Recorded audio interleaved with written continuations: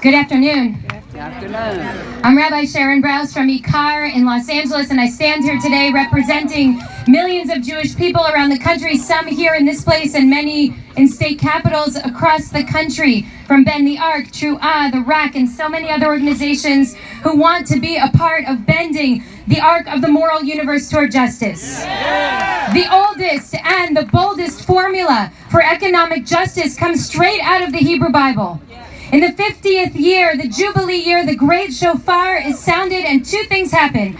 All of the slaves are freed and all property reverts back to its original owners. This is a holy reset button that is pressed.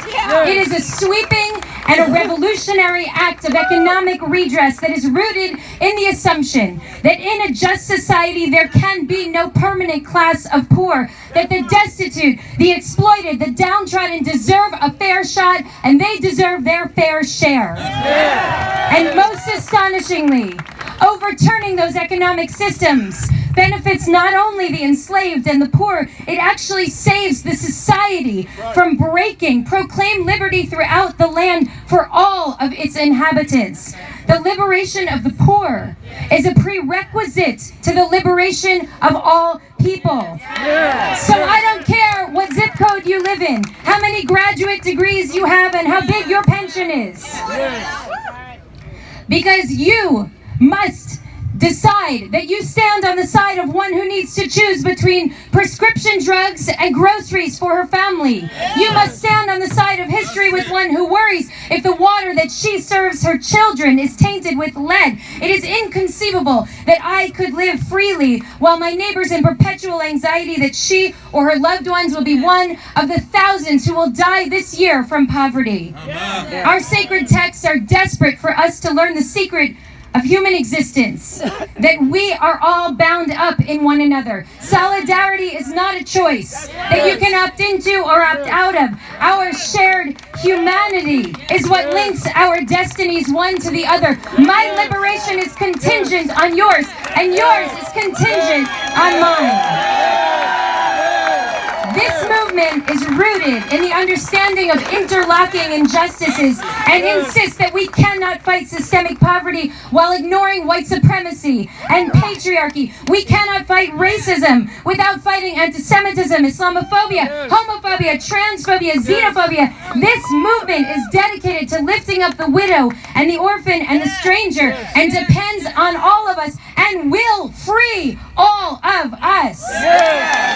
We're here today because our lives depend on it, because our nation is driven by fear, and it's mired in a failed moral narrative. It is contaminated by corruption, hypocrisy, and indecency. Our nation is the richest in the world, and yet 140 million people are poor. We know this disproportionately affects women, children, and people with disabilities. We will no longer abide a politics that invisibilizes and marginalizes and steals from those who need the most. We will no longer abide a politics of hatred, intolerance, and heartlessness that is literally poisoning the water systems of our nation. In a time of moral crisis, we need to live even more deeply and more proudly from our core convictions.